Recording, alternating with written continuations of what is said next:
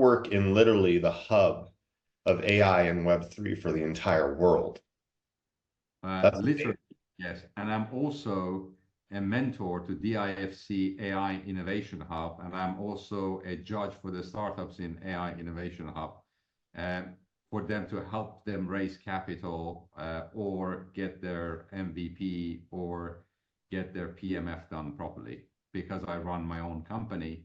And my background, so that you know, I started life in the UK as a quantum physicist, right? So this was during the Cold War years of Soviet Union and United States. I was on the US part, Strategic Defense Initiative, Star Wars. And I was looking at detection of decoy nuclear warheads using proton beams.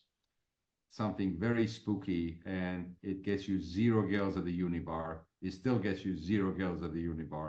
Everybody moves sideways from you because they think you're a geek. But I didn't want to be in defense, so I started writing code for the first mobile telephony application that ever came out. I wasn't interested in writing code. I was more interested in application of software and sale of software. So I got involved with Lotus, that doesn't exist anymore. And I was in the business development. So we used to sell Lotus 123, the predecessor to Excel.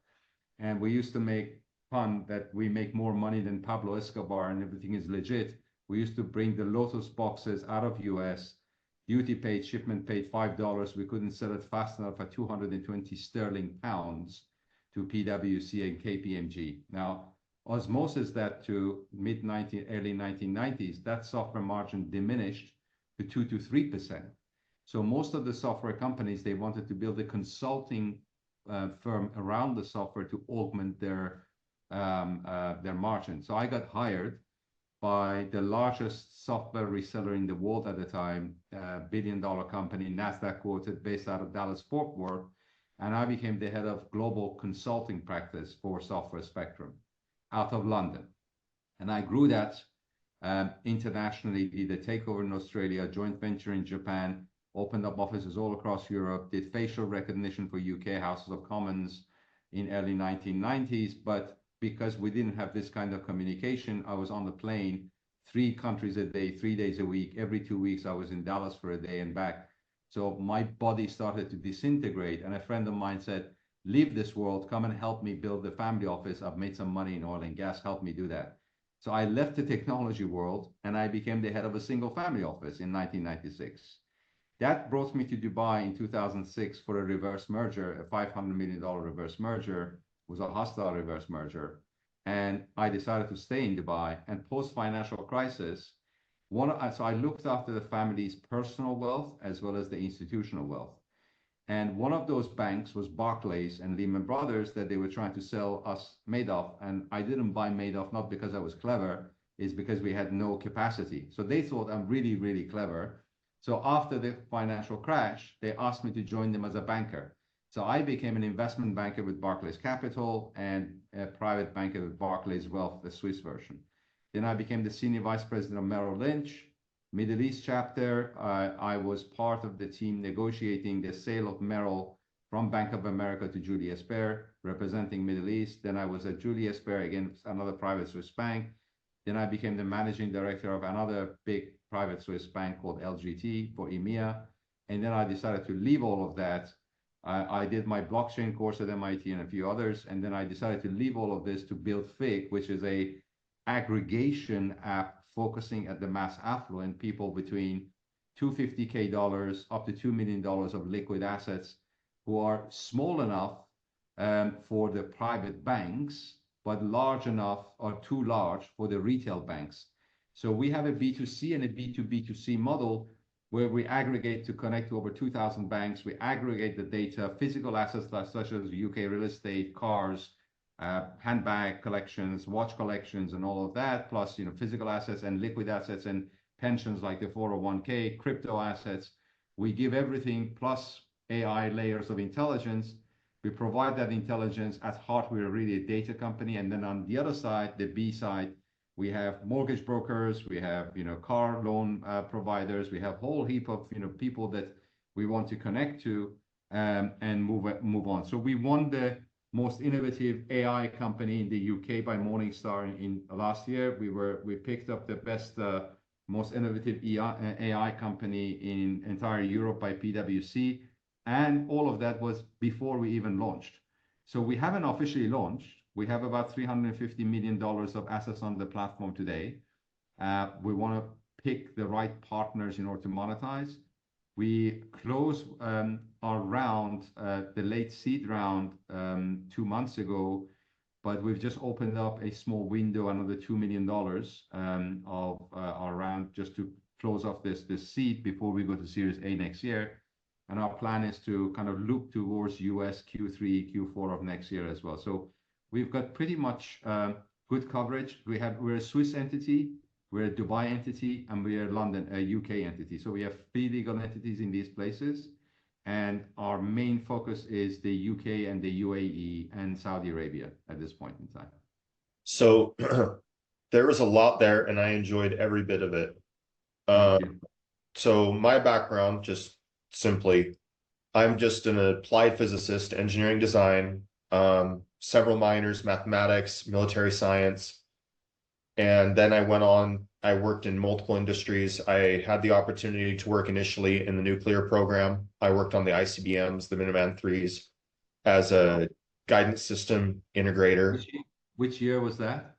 That was 2014. Because I'm also an applied physicist, so I'm applied physics with electronics. So I worked on decoy nuclear ICBMs during Cold War, when you had ICBM, you had multiple warheads. So my job was using proton beams to detect and throw it at the warheads in less than 6 minutes, detect which one had slight nanosecond difference in terms of reflection.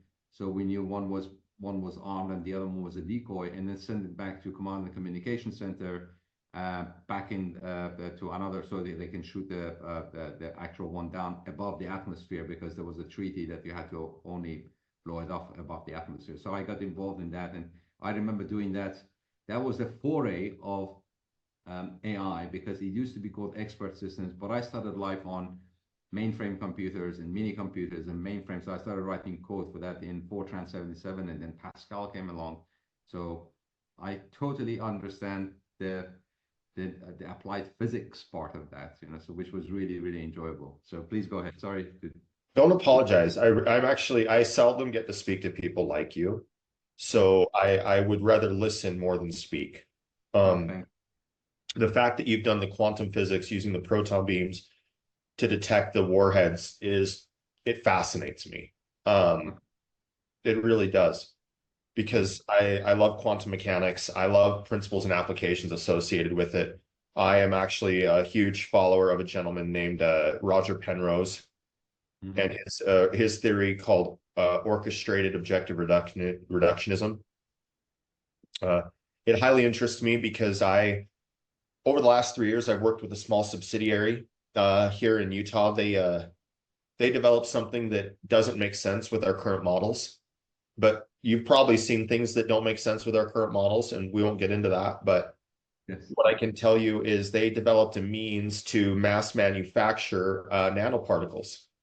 And these nanoparticles are spherical, completely spherical in nature, 1 to 40 nanometers in size.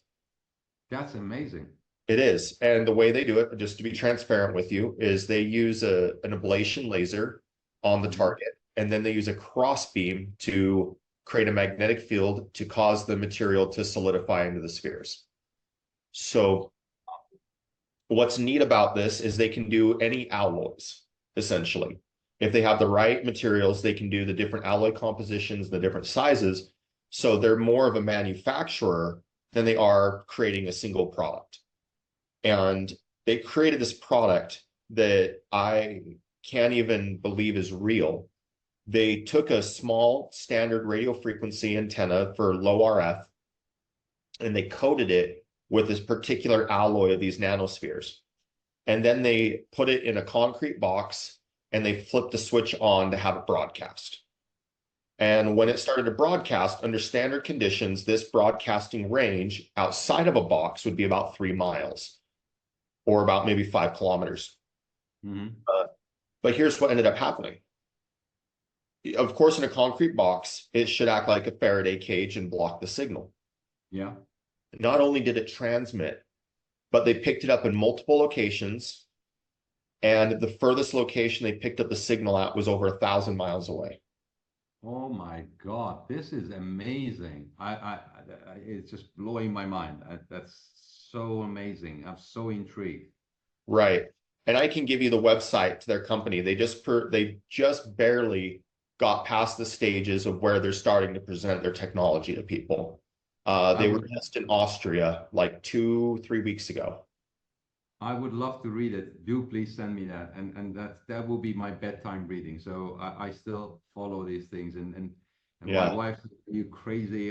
I said, but this absolutely fascinates me. And space fascinates me. And you know that, and it just puts me into perspective of how little we are and how little we know. And that just fascinates me nonstop. Yeah. So please do send me. Yes. Absolutely. And I'll tell you why this technology fascinates me. Roger Penrose believed that the microtubules that we have inside the neurons of our brain act like what would you call them, receivers Yes. for signals in the quantum field. And Yes. he's actually got a pretty good theory when you read into it. His argument is that when you have the quantum field and it solidifies information into this realm, as we'll call it, it does it in accordance with the smallest definite size of a particle, which he believes is a finite piece of space-time. Instead of a continuous space-time, whatever you want to call it, it's a single moment in space-time, a definite particle. And his definition of that is a Planck length for that particle, which I find ironic because that's also the theoretical size of an electron. Yes. And that is So, absolutely what the meditation and manifesting it portrays, that when you get to that space time of that, if you can tune in to that frequency, it's like you're creating your future, because what you're sending out to the universe, and we all know that it's all interconnected, and what you see, that's the kind of the receiving tools that you get. Now what I see, and what I look at or what I feel, it's all, everything is interconnected one way or the other, and that's why we are also creators. uh, We create from within. Even again, the fascination of when you look at the vastness, or when you look at the universe, and you look at the universe with so many galaxies and trillions of stars, that is moving away faster than the speed of light. That's why sky at night is black and is not lit up, right? Because the universe is expanding faster than the speed of light. And when yes. you look up to the sky and you're looking at history, you're not looking at today.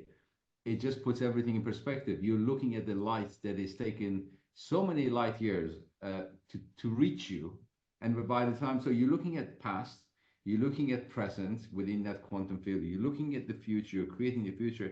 It's absolutely fascinating. I don't know how to kind of curb my enthusiasm. I would love to read that. Please do send that, and I would love to read and get into that electron level of space time and presence, really.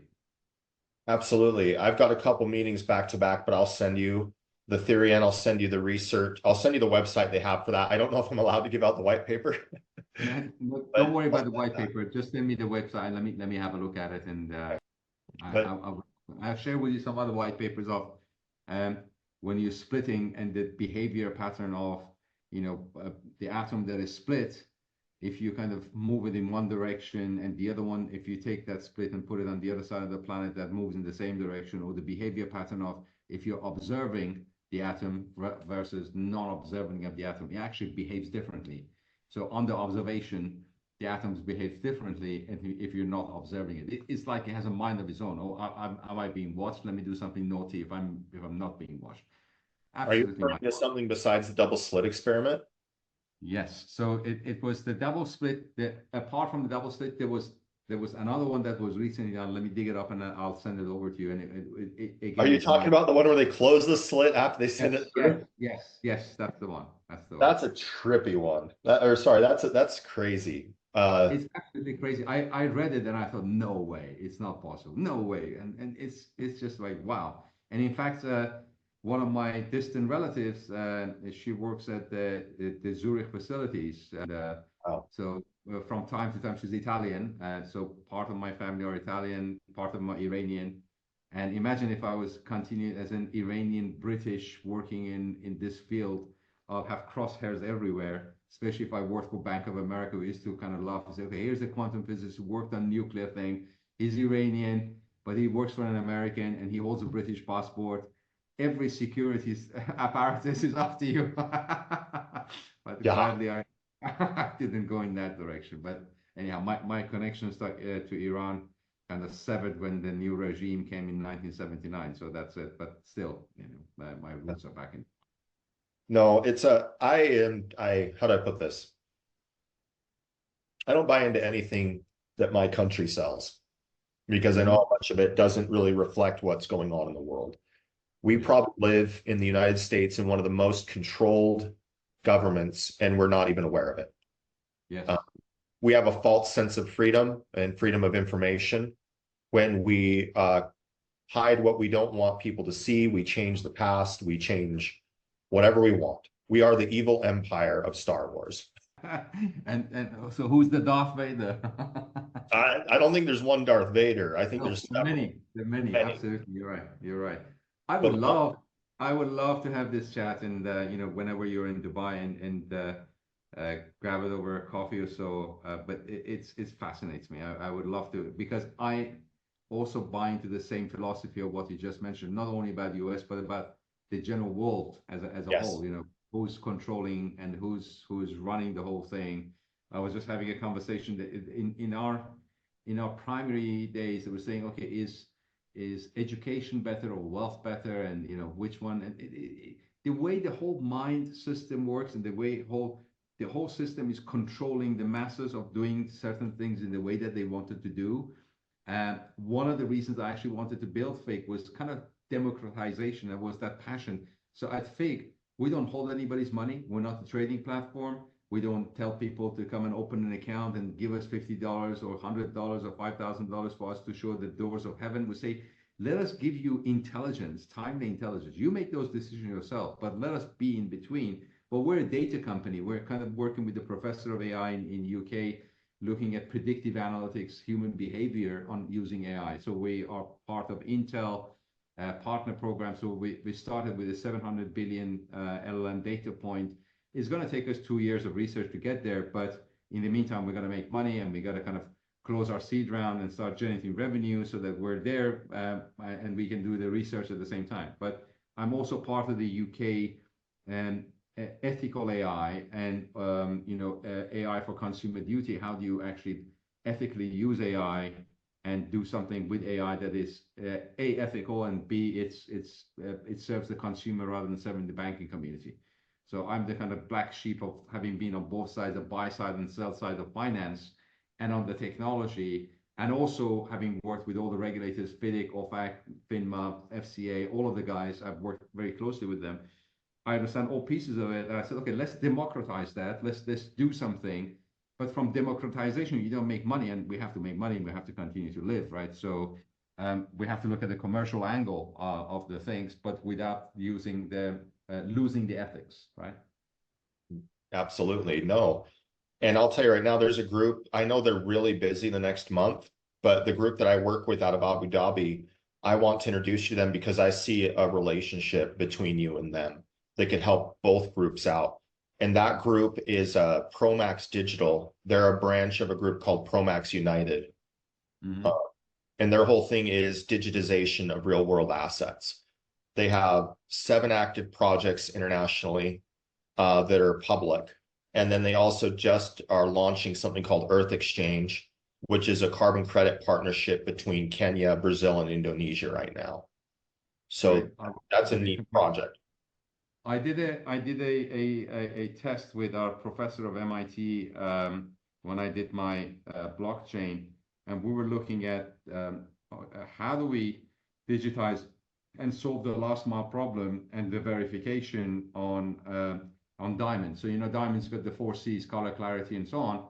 Yes. So it's etched in there. So if you go to a verifier and this verifier then verifies that this diamond belongs to you, then you put that on blockchain, and then in order to generate lending value against that, you need to create a volatility, you need to create vol. So we went to Singapore Exchange, which is very advanced. We said, okay, what if we put lots of diamonds in there, and we kind of do that, and then once you get the vol and volatility, then you get certain amount of liquidity available where you can then, instead of putting your diamond at a pawn shop or taking it to a bank that's not going to give you anything, as long as you have the last mile problem sorted out and you have the verifier, which was actually in San Francisco, etching your blockchain onto your stone and saying, okay, here's this particular stone with this 4Cs belongs to Sahba. And then you use that token and you start kind of trading the token on exchange. Again, that was an Algorand. We're doing it a proof of stake with Professor Macchielli, who was the father of Algorand. But again, my direction kind of went away from blockchain and kind of focused towards AI more, and I kind of left that. But it was a fascinating project to work at. But I couldn't monetize it again. I just left the banking, put in $2 million of my own money into FIG, raised another $3 million, actually 2 million Swiss francs, raised another 3 million Swiss francs, and now we're raising another 2 million just to get us going to the PMF, and we get the product market fit, and we're looking at distribution partners who can help us with the numbers. So we're looking at kind of creative distributions of where people have masses of users, where we can then offer as a white label, as a SaaS product, and we can get the data and behavior analytics. That's what is the heart of FIG, right? There might be something there between you guys and Promax based off of that. Yeah. Getting ready to launch a layer 1 they've been working on for 2 years, and it's a non-linear chain. It's a geometric chain. Excellent. Even better. So it's got base 4, a timing, an observer. I can't remember the other 2, but it's got 4 base nodes in the geometry for validation. It can be operated even on a phone. You have a main ledger, a micro ledger, and a nano ledger. That's pretty cool. I would love to get in touch with them and see how we can actually work with each other, for sure. For sure. You've said so much that fascinates me.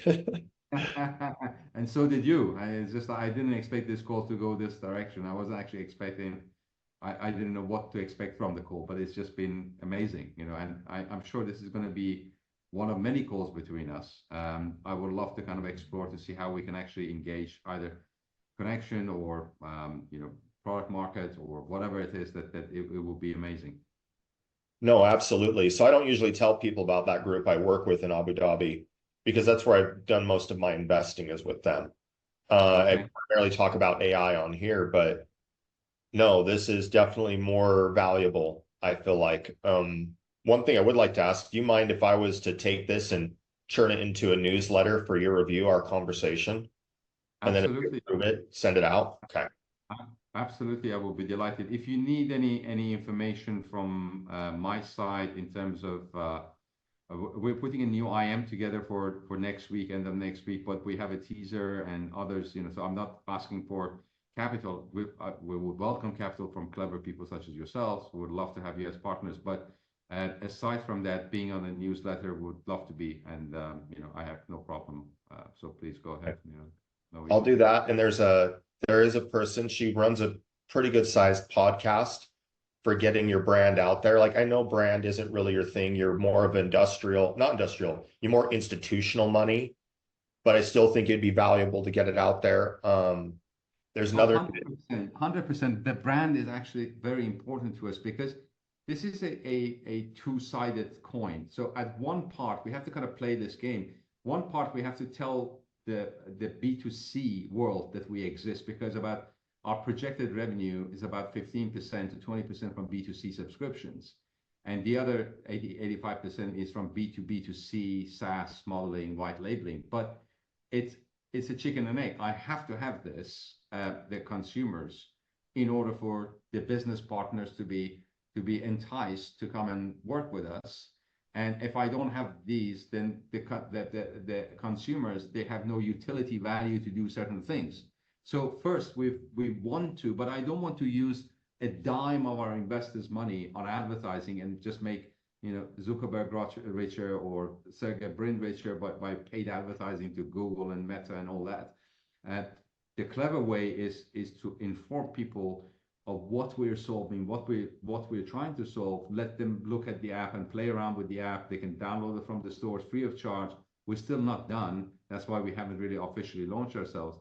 So any kind of broadcast for people to get to know us, it's brilliant. So far, just on a very stealth launch, we haven't even advertised anything.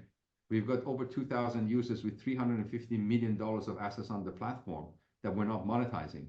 But that's ripe, is there to be had. So imagine that 350 became like 600, 1 billion. That's a powerful asset on the number of assets on the platform, especially that we know what the composition of the asset allocations are, whether it's real estate or investments or cryptos or watches and handbags, and whatever that we're connecting, that's powerful. That's data, and that's very, very important. So absolutely, that kind of branding exercise is very important for us. There's one more person I'm going to introduce you to. His name's Bob Allred. He's a good connection because he's very connected. And if you just start talking to him, he will be fascinated by who you are. And I can't make any promises about his connections and who he would introduce you to. But I can tell you directly, he is family friends with the owners of a company called Bain Capital. Bain, okay, I know Bain Capital, very well respected, right? Right, very well respected institution. So I would start from there. I'm going to get you connected to a woman named Annika Jackson. She's the podcaster. And then I'm going to connect you with Bob Allred. And I'm going to connect you with his best friend, who's a dear friend of mine. His name is Roy Vella. Roy is out of Boston. Okay. And Roy is absolutely brilliant. I just want to introduce you to more brilliant people because it just helps. Thank you. Those are the people at the top of my mind. I highly respect them. How can I repay you for all this kindness of introduction to all this gem of people? What can I do to reciprocate this kindness? I don't know. I'm always looking to build things for people. I do quick off websites, nothing big, but that would be helpful. Or people that need lead gen or marketing automation on any platform. I can automate anything. You understand, though, it's not that hard anymore. It's just more a side thing that I do. Those would be good opportunities for me. But really, I also know this for a fact that what I give out into the universe does come back no matter what. It always does.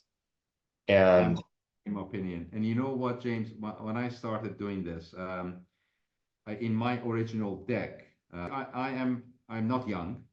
I look after myself. I don't drink. I don't smoke. I exercise. But I'm 61. And they said, well, why are you doing that? You had a fantastic life as a private banker, several billion AUM, your Monaco Grand Prix and, your wining and dining and everything else. Why did you do that? I said, I have one passion. And I believe that we are a spirit living in a human body rather than having a soul, right? So I really have bought into that philosophy. And my role is to do something before I leave this body. And they said, what is that? And I was putting it in my deck that out of my proceeds, not the company's proceeds, I want to dedicate a large portion of it to help people learn about technology to better their lives, right? I want to teach them about technology. So I want to go to underprivileged places, maybe India, Bangladesh, Pakistan, Iran, and other places, to be able to use technology and give them the tools for them to be equipped, because it's a fact that, okay, you were born underprivileged. It doesn't mean that you should remain underprivileged. And that passion is actually driving me, and the democratization of wealth across, because as a banker, I know what they were doing to screw people, right? It's just, I can't tell you, there's a lot of secrets that I can't tell you, but it is really criminal what these guys do. Because I've been on both sides now, I understand the other side, and it's absolutely criminal. And I think, okay, I am alone, and I'm not going to go and democratize and tell everybody and become a whistleblower and do this and the other. But in my own little thing, my own little universe, I can make a dent. And I did my DBA. I stopped my DBA halfway through. I did my MBA, I did my DBA, and the DBA was about motivating the knowledgeable, distant consultant and employee, because I didn't want my consultants to go rogue or go native. And I learned in DBA that the DBA role is putting a pebble on a wall. It's not about building the wall. It's putting one pebble. And that one pebble, that would serve my purpose in terms of the evolution of my soul, of why I'm here in this lifetime, right? And so part of what drives me as a passion is that in, let's say, 3 to 5 years when we exit, part of that I'm going to be enjoying my proceeds from my personal proceeds in order to help other people to help themselves, right? Teach them how to learn. Learning how to learn is quite important, and I want to do what I can in terms of technology. So that's the passion, and that's why, you know, I guess we connected almost immediately, because we all think along the same lines, and with two physicists talking to each other and believing in universes and believing in destinies, and that's very important for me. No, what I love about talking to you, that it's confirmed to me over and over, and I haven't been listening to, is I know inside me that the things you've talked about are true.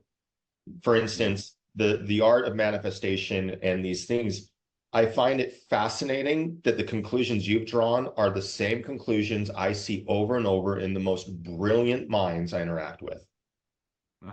Independent conclusions. And I'm not trying to say anything other than what I love is the world is taught by the media that the smartest people are non-religious, non-spiritual, that they don't believe in one life after the next. But I encounter physicist after physicist, scientist after scientist, and just truly brilliant humans, and they've all come to the self-same conclusions, independent of their religious background.